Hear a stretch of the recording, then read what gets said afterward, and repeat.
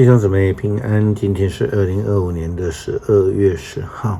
今天的经文是诗篇21篇，创世纪15章第1节到18节，马太福音12章33节到37节。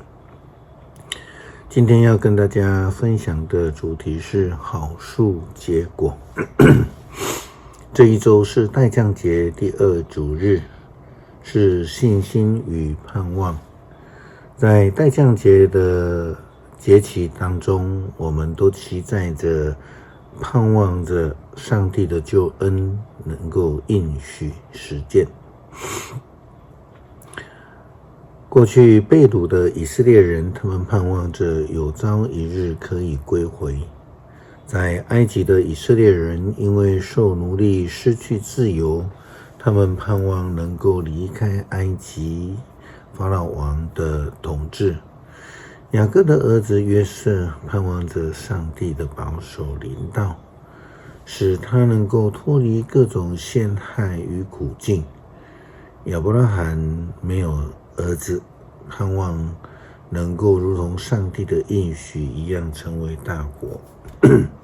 但是上帝亲口应许亚伯拉罕的。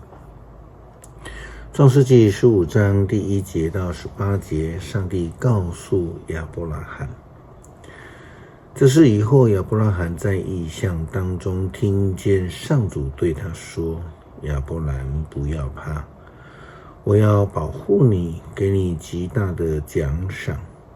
但是亚伯兰回答，至高的上主啊，我既然没有儿子，你给我奖赏有什么用呢？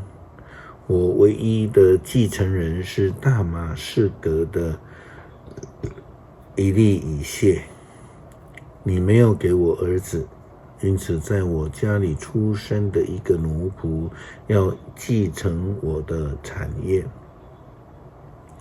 接着他又听见上主对他说，奴仆以利以谢不会是你的继承人，只有你亲生的儿子才是你的继承人。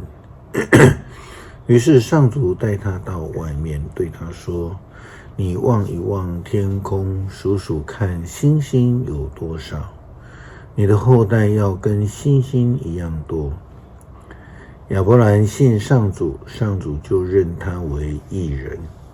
上主又对他说，我是上主，我带领你离开了巴比伦的乌尔，我要把这片土地赐给你，作为你自己的产业。但是亚伯兰问至高的上主啊，我怎么知道我一定得到这片土地呢？上主回答，你要带一只3岁大的母牛，一只3岁大的母山羊，一只3岁大的公绵羊，还有一只鸽子和一只斑鸠到我这里来。亚伯兰就把这些动物带到上主那里，把它们一一剖开，分成2半，相对的排在2行，但是鸟儿没有剖开。有乌鹰猛飞下来，停在那些肉块上。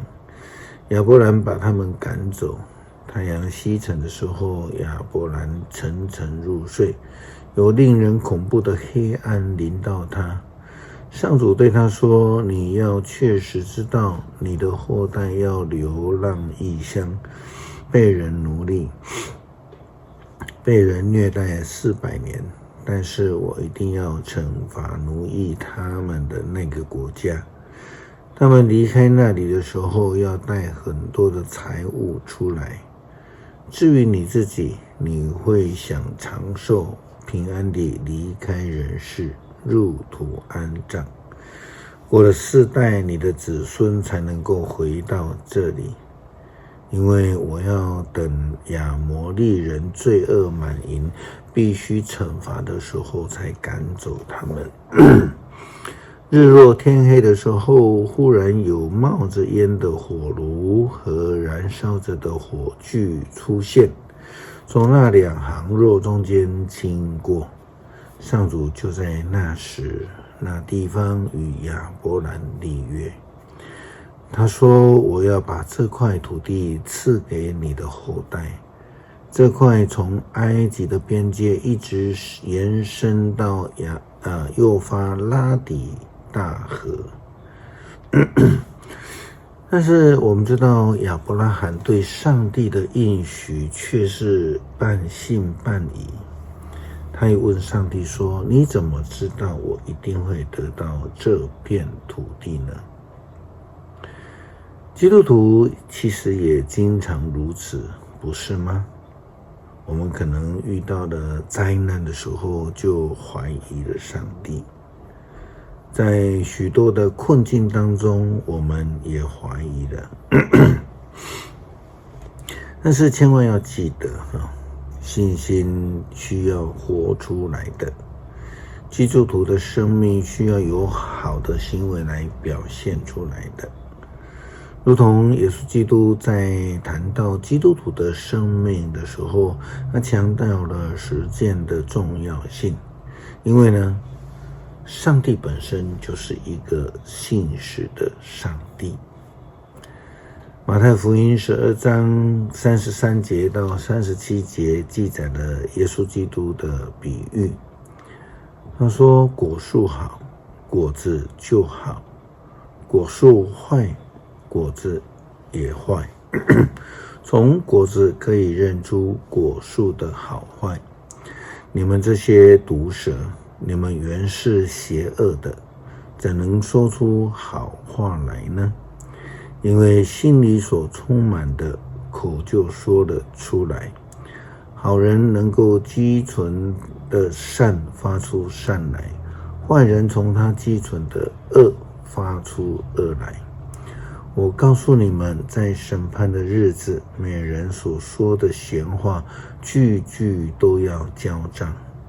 因为上帝要用你自己的话来宣告你有罪，也要用你自己的话来宣告你无罪。信心如同果子，就是在显现树的内涵。因为信心需要活出生命的果实见证，来见证一个人生命的优与劣。诗篇21篇，上主啊，君王因你所赐的力量欢喜，他因你所赐的胜利快乐。你成全了他的心愿，你答应了他的祈求，你赐给他无穷的幸福，把金冠冕加在他头上。他向你求寿，你就赐给他，使他长寿无疆。他因你的帮助得到了大荣耀，你赐给他光荣尊严，你加给他鸿福永无穷尽。你的同在使他充满喜乐。君王信靠上主，因至高者的慈爱，他的王权永固。君王要收捕他一切仇敌，他要俘虏憎恨他的人。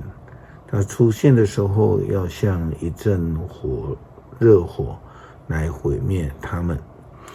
上主要在震怒当中吞灭他们，怒火要烧尽他们。君王要灭绝他们的子孙，他要杀戮他们的后裔。他们阴谋危害他，却不能成功。他要拉弓瞄射，使他们的掉头逃跑。上主啊，愿你显出你的力量，我们赞美歌颂你的大能。谢谢主赐给我们恩典，使我们因着相信能够得到救恩与保守。求主帮助我们能够活出生命的见证，见证我们是属主的。祷告奉主耶稣基督圣名求，阿们。